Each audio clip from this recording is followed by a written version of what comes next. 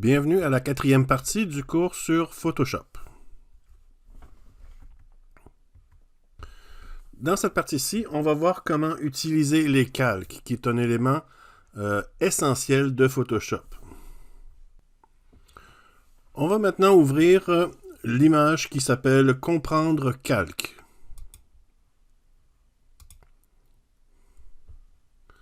Dans les fichiers de la partie 4. Alors, comprendre calque, qui est un document Photoshop.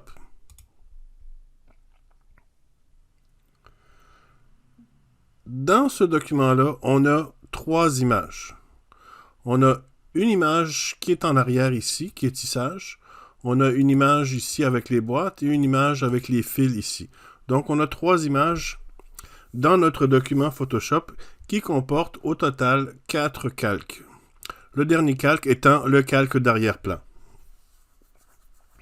L'œil à gauche ici, des calques, ok? On va porter notre attention sur les calques ici.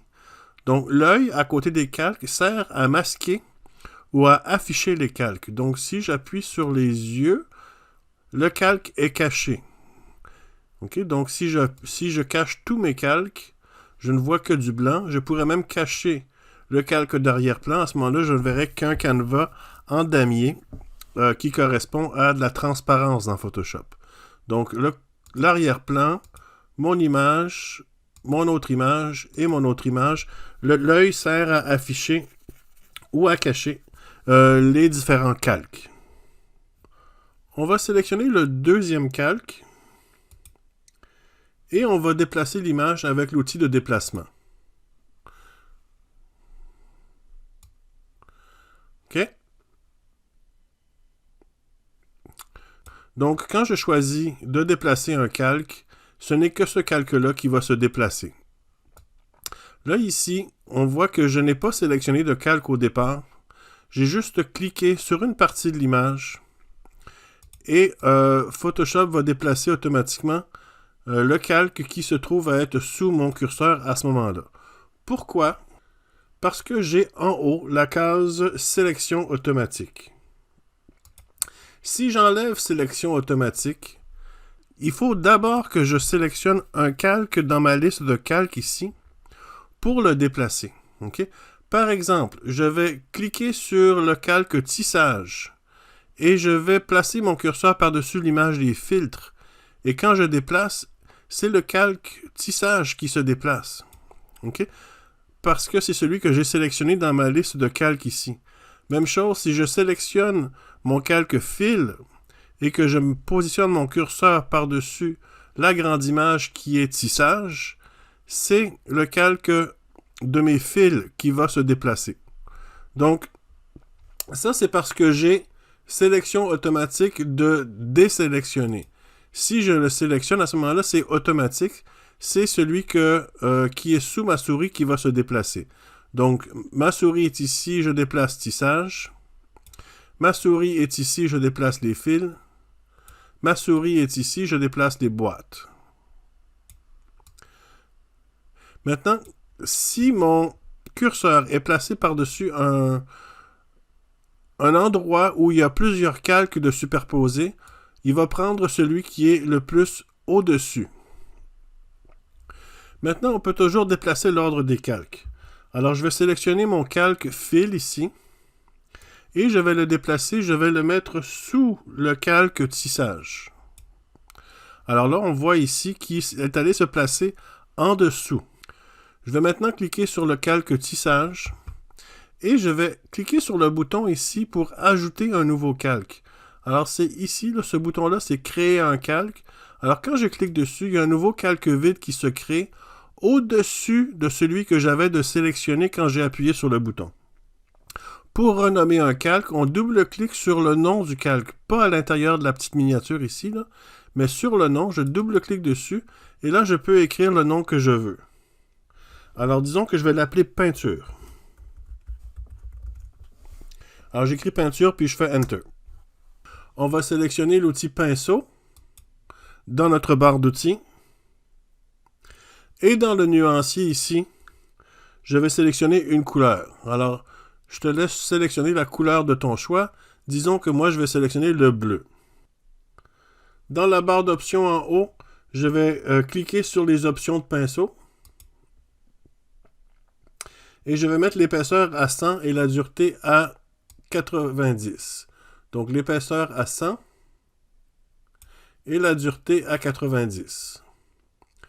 On a également appris que j'aurais pu utiliser la touche Alt du clavier avec le bouton droit de la souris pour changer en bougeant de droite à gauche, je change la grosseur du pinceau. Donc j'ai dit que je voulais 100. À peu près comme ça. Et de haut en bas, c'est la dureté. Alors disons que je veux 90. Alors je vais maintenant dessiner sur l'image avec le pinceau. Alors là, je viens de dessiner de la peinture bleue sur mon image. On peut sélectionner différentes couleurs et jouer avec les différentes options de dureté et de grosseur. Okay? Alors je vais mettre plus gros, je vais mettre moins de dureté. Alors là, mettons que ma couleur c'est, je ne mettrai pas du orange, disons je vais mettre du vert.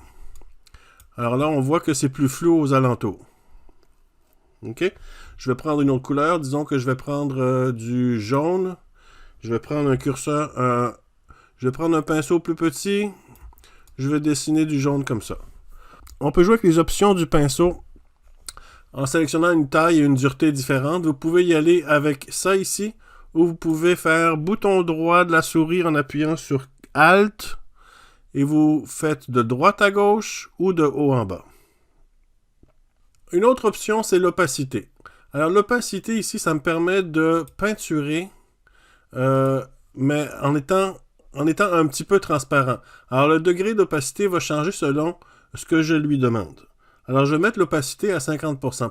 Pour faire ça, vous pouvez soit écrire 50% dans la boîte ici, cliquer sur la flèche et faire glisser, ou le plus simple, c'est cliquer sur le mot opacité et glisser vers la gauche jusqu'à temps que vous ayez 50%. Je vais augmenter la taille de mon pinceau un petit peu pour qu'on voit bien. Je vais mettre... quelle couleur je vais mettre? Je vais mettre du rouge. OK? Donc là, maintenant, mon pinceau est rouge. Alors, on voit que si je mets du rouge par-dessus ici, c'est plus du rose. On voit mon image à travers. OK? Si je mets du rouge par-dessus mon bleu, ça fait une espèce de rose. Du rouge par-dessus mon vert, ça fait une espèce de orange. OK? Parce que mon opacité est à 50%. En passant, quand j'ai peinturé par-dessus boîte ici, regardez, je peinture par-dessus boîte et je vois rien. Ça, c'est parce que mon calque peinture est en dessous de mon calque boîte. OK? Si je déplace mon calque peinture par-dessus boîte, là, je vais voir les coups de pinceau que j'ai appliqués tout à l'heure. Mais quand il est en dessous, évidemment, on ne le voit pas parce que ce calque-là est par-dessus. Donc, on va supprimer le calque peinture. Pour le supprimer, vous le prenez, vous le faites glisser par-dessus la poubelle. Et voilà, le calque peinture est supprimé. Vous pouvez enregistrer ou non, on n'y reviendra pas, c'est pas grave, cette image-là. On va maintenant ouvrir l'image taille calque. C'est celui-ci. Alors, on voit que c'est un document qui comporte plusieurs calques. On va sélectionner le calque poterie. Alors, ce qu'on va faire ici, c'est qu'on va en changer la taille. OK? Donc, on va dans le menu Édition et on sélectionne Transformation manuelle. On peut également faire CTRL-T. Ça fait la même chose. Personnellement, j'aime bien utiliser le raccourci clavier. C'est plus rapide. Mais si vous n'êtes pas habitué ou si vous n'en souvenez plus, c'est toujours possible d'y aller par Édition, Transformation manuelle. Alors, le calque, maintenant, est sélectionné. Il y a des petits carrés sur les coins et sur les côtés. C'est pour nous indiquer qu'on peut redimensionner le calque. Notez que c'est toujours une mauvaise idée d'agrandir un calque. On peut le rapetisser sans aucun problème, mais l'agrandir cause souvent des problèmes. OK?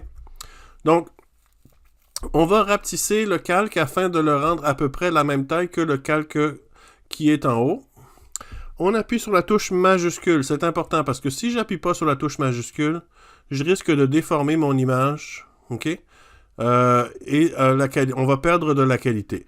Donc, aussitôt que j'appuie sur majuscule, mes proportions hauteur-largeur sont conservées. Alors, je vais réduire mon image. Je vais la mettre à côté de l'autre afin que je puisse les aligner et qu'ils aient à peu près la même taille. Voilà, donc j'ai diminué la taille de mon image et pour approuver ma nouvelle taille, j'appuie sur la petite coche ici. Et voilà, mon image a maintenant une nouvelle taille. Je peux les repositionner. Maintenant, si je veux changer la taille de deux images en même temps, j'ai juste à les sélectionner toutes les deux dans mes calques ici. Alors, je vais garder poterie sélectionnée. J'appuie sur la touche CTRL. Je garde la touche CTRL enfoncée et je clique sur couleur. Maintenant, je peux lâcher la touche CTRL. Mes deux calques ici sont sélectionnés. Alors, je vais dans édition, transformation manuelle, mais moi, je vais faire CTRL-T et ça fait la même chose. Maintenant, mes deux images sont sélectionnées et je peux en changer la taille. Alors, comme j'ai dit tout à l'heure, agrandir, c'est pas une bonne idée, mais je vais réduire leur taille un petit peu. Alors, je garde la touche majuscule enfoncée et je réduis la taille un peu. Je peux lâcher la touche majuscule et je vais approuver mon changement de taille en appuyant sur la petite coche qui est ici. Mes deux images sont toujours sélectionnées. Pour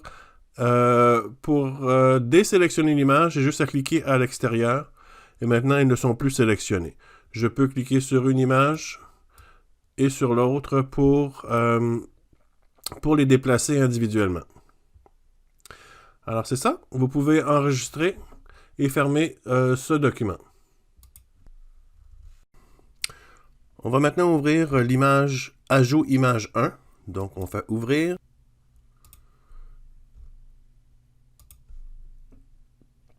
Maintenant, ce que je vais vous montrer, c'est comment importer une image à l'intérieur d'une composition. Ce document Photoshop comporte 3 images. On a l'arrière-plan, on a l'image des vases et on a l'image spaghettata. Alors, on va sélectionner le calque arrière-plan pour que quand on va importer l'image, l'image importée va se placer au-dessus du calque qu'on avait sélectionné. Donc, je veux que ma nouvelle image soit au-dessus de arrière-plan et en dessous des autres. Donc, je clique sur arrière-plan. Je vais dans Fichier. Je sélectionne Importer et incorporer. Je vais sélectionner l'image qui s'appelle Ajout image 2 et je clique sur Importer. Alors ça, c'est notre image importée. On va modifier sa taille afin qu'elle soit de la même taille que les deux autres images. Donc, je vais sélectionner un des coins en m'assurant que j'ai la touche majuscule enfoncée sur mon clavier pour être certain de conserver les proportions largeur et hauteur. Je vais placer mon image à côté de l'autre afin de pouvoir bien juger de la hauteur, qu'elle soit semblable aux deux autres. Et je vais faire soit appuyer sur le bouton de la petite coche ici ou appuyer sur Entrée sur mon clavier. Je vais la déplacer afin qu'elle soit au milieu entre les deux autres. Maintenant, j'ai importé mon image. L'image qu'on a incorporée est insérée comme un objet dynamique. C'est quoi un objet dynamique? Je vais sélectionner le pinceau. Et je vais essayer de dessiner par-dessus l'image. Vous voyez? Photoshop ne veut pas que je dessine par-dessus. Pourquoi? Parce que c'est un objet dynamique et je ne peux pas dessiner sur un objet dynamique. Par contre, si je sélectionne l'arrière-plan, je peux dessiner sur l'arrière-plan. Là, j'ai fait CTRL-Z pour annuler. Je vais juste modifier mon opacité. Je vais le remettre à 100%. Donc, on voit ici que je peux dessiner sur l'arrière-plan sans problème. Je fais CTRL-Z pour annuler. Mais si j'essaie, je sélectionne Ajout image ici. Ajout image 2. Et si j'essaie de dessiner par-dessus, Photoshop ne veut pas. Parce que c'est un objet dynamique. C'est impossible, on ne peut pas modifier les pixels d'un objet dynamique à l'intérieur de la composition. On peut en modifier la taille, on peut mettre des effets et des filtres, on va le voir plus tard dans d'autres vidéos. mais on ne peut pas modifier les pixels d'un objet dynamique. Je vais faire une copie de ce calque-là. Donc, pour faire une copie d'un calque, vous prenez le calque et vous le faites glisser par-dessus la petite feuille ici pour créer un nouveau calque. Okay? Donc, quand je le prends puis je le fais glisser par-dessus la petite feuille, ça fait une copie de mon calque. Vous pourriez aussi faire une copie en faisant bouton droit sur le calque et aller complètement en haut et sélectionner dupliquer le calque. Maintenant, la copie du calque qu'on vient de créer, on va la pixeliser pour qu'elle ne soit plus un objet dynamique. Donc, je vais faire le bouton droit ici et je vais sélectionner pixeliser le calque. En faisant ça, vous voyez maintenant mon petit symbole de la petite feuille dans le coin ici a disparu. Ça veut dire que mon calque maintenant est un objet normal dans ma composition et ce n'est plus un objet dynamique. Donc, si je prends mon pinceau maintenant et j'essaie de dessiner par-dessus la copie que je viens de pixeliser, on voit qu'il n'y a pas de problème. Je peux dessiner par-dessus mon image. Donc, je vais défaire ce que je viens de faire. Bon, maintenant, je vais vous montrer un petit peu l'avantage et le désavantage d'un objet dynamique. Donc, je vais placer mes deux images, un par-dessus l'autre ici. Je vais sélectionner mes deux calques en cliquant sur la touche majuscule. Donc, je sélectionne un calque, j'appuie sur majuscule, je clique sur le deuxième calque. Et je vais en modifier la taille. Je vais modifier la taille des deux calques. D'accord? Donc, je vais faire édition, transformation manuelle ou CTRL-T. Et je vais appuyer sur majuscule pour conserver les proportions hauteur et largeur. Et je vais réduire la taille de mes deux calques. Alors, je vais vraiment le modifier à une taille minuscule. Et je vais approuver mes modifications. Maintenant, ce que je vais faire, c'est que je vais réagrandir mes calques à leur taille qu'elles étaient. Okay? Donc, maintenant, en ayant mes deux calques sélectionnés, je vais faire édition, transformation manuelle, et je vais rétablir mes images à leur taille qu'elles étaient tout à l'heure. Donc, à peu près cette taille-là. Je vais cliquer sur la coche ou sur Enter pour approuver mon changement. Maintenant, remarquez la différence. Mon objet dynamique, celui-ci, il n'a pas perdu de qualité parce que c'est un objet dynamique. Je peux réduire la taille et les pixels ne sont pas supprimés. Tous les pixels sont conservés. Tandis que mon objet qui n'est pas un objet dynamique, quand je l'ai agrandi, il a étiré les pixels et a donné ce résultat-là. Okay? Donc, je peux agrandir encore davantage. Je vais sélectionner mes deux calques. Je vais faire CTRL-T pour agrandir encore plus. Je vais approuver. Donc, je peux même l'agrandir davantage encore. CTRL-T. Je vais agrandir mon image qui est un objet dynamique. Et j'ai encore une super qualité.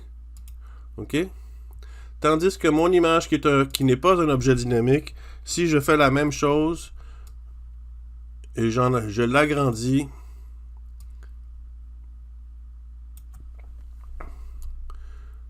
c'est vraiment horrible comme résultat. Donc, je prends mes deux calques, je vais les mettre par-dessus les deux autres pour qu'on voit bien. Là. Donc, mon objet qui n'est pas un calque dynamique, c'est celui-ci. Et mon objet qui est un calque dynamique, c'est celui-là. OK? Donc, c'est ça l'avantage. C'est un gros avantage quand on importe des images, de les garder, de les laisser en objet dynamique afin de ne pas perdre la qualité.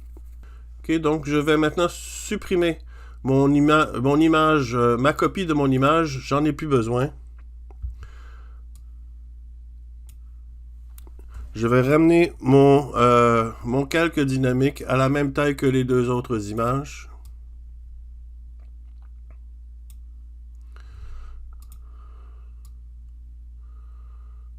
OK? Bon, maintenant, on vient de voir là que je ne peux pas dessiner ou modifier une image qui est un objet dynamique. Alors, qu'est-ce qui arrive si jamais je veux faire des changements de couleur, si je veux ajouter des éléments à cette image-là, mais je peux pas parce que c'est un calque dynamique. À ce moment-là, ce qu'il faut faire, c'est qu'il faut modifier l'image originale. Pour pouvoir modifier un calque dynamique, on s'en va dans nos calques ici. Je vais double-cliquer sur le petit icône du calque dynamique ici. Et là, ce qui arrive, c'est que mon image originale s'ouvre dans un nouvel onglet. Je vais maintenant faire des modifications. Je vais faire des dessins. Donc, je vais dessiner ici. Je vais prendre, je sais pas moi, je vais prendre du bleu. Je vais dessiner là. Je vais prendre du vert ici. Je vais dessiner ici. J'ai fait une modification. J'ai modifié les pixels de l'image originale. Maintenant, il faut enregistrer cette image-là. Donc, vous faites CTRL-S ou enregistrer dans le menu Fichier. Là, vous fermez votre image, l'onglet de l'image, et quand vous retournez dans votre composition, l'objet dynamique a été modifié. OK, donc pour modifier un objet dynamique, il faut modifier l'original. On ne peut pas le modifier à l'intérieur de la composition. Pour ce faire, on a juste à double-cliquer sur le petit icône et notre image va s'ouvrir dans un nouveau calque et on pourra apporter à ce moment-là les modifications qu'on veut. Maintenant, remarquez mon calque complètement en bas ici, mon calque d'arrière-plan, il est en italique ici. Ça veut dire qu'il est barré. Okay? Je ne peux pas le déplacer. Donc, si j'essaie de déplacer mon arrière-plan, je ne peux pas le déplacer comme je pourrais déplacer les autres images. Okay? Parce que c'est un arrière-plan. Même chose, si j'efface une partie de mon arrière-plan, si je sélectionne une partie de mon arrière-plan et je fais supprimer, parce que c'est un arrière-plan, Photoshop me demande de quelle couleur je veux remplir ce que je vais effacer. Je fais OK, puis quand j'ai effacé, il a mis en verlim et non pas transparent. Parce que c'est une image d'arrière-plan, l'arrière-plan ne peut pas être transparent. Donc, je vais défaire mes modifications ici. Alors, qu'est-ce qui arrive quand je veux modifier un arrière-plan? Assurez-vous d'avoir sélectionné l'arrière-plan dans vos calques et confirmer en essayant. Vous ne pouvez pas le déplacer. Vous ne pouvez pas modifier la taille de l'arrière-plan. Si vous sélectionnez arrière-plan, vous faites édition, transformation manuelle, il est en gris. Vous ne pouvez pas en changer la taille. Vous ne pouvez pas modifier l'opacité de l'arrière-plan. Donc, l'opacité ici, il est en gris. Je ne peux pas le changer. Donc, tout ça parce que c'est un arrière-plan. Et si je veux en faire un calque normal, c'est vraiment pas difficile. Tout ce que vous avez à faire, c'est double-cliquer sur le calque d'arrière-plan. Et Photoshop vous demande de donner un nom à ce calque. On va l'appeler main poterie.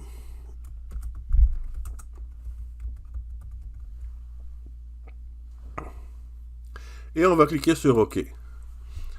Alors, l'italique a disparu. Le calque est maintenant un calque normal. Ce n'est plus un calque d'arrière-plan. Vous pouvez le déplacer comme n'importe quel autre calque. Vous pouvez en modifier la taille comme n'importe quel autre calque.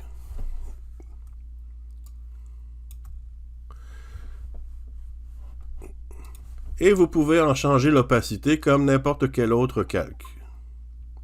OK? Et vous pouvez également supprimer une partie de l'image qui va être, l'élément supprimé va être transparent. Comme ça. OK? Donc, un calque d'arrière-plan ne peut pas être modifié ni agrandi, tandis que si on en fait un calque normal, il n'y a pas de problème. OK? Donc, je vais juste revenir en arrière pour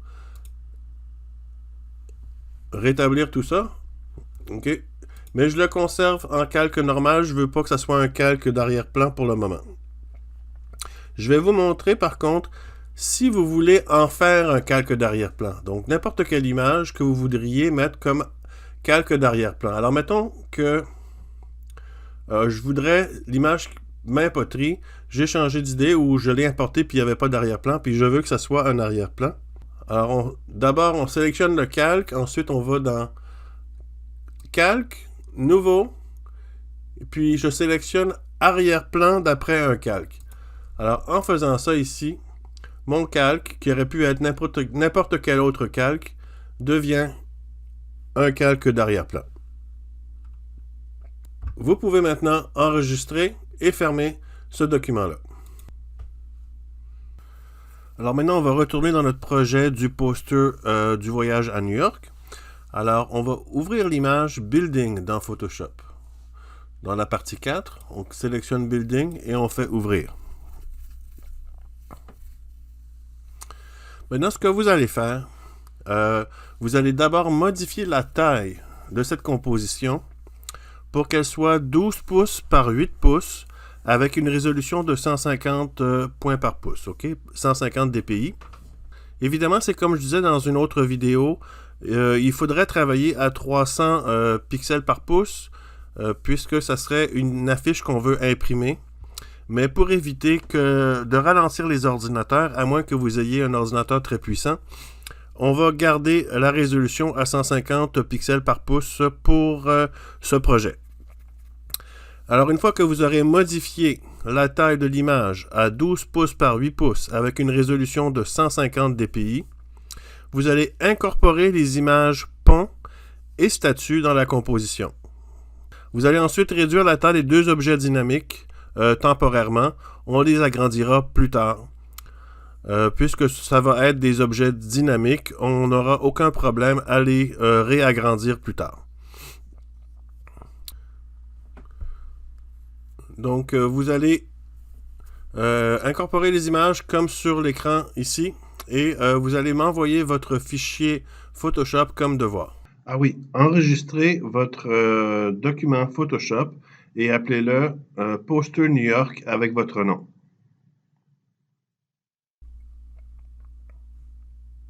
C'est la fin de la 4e partie.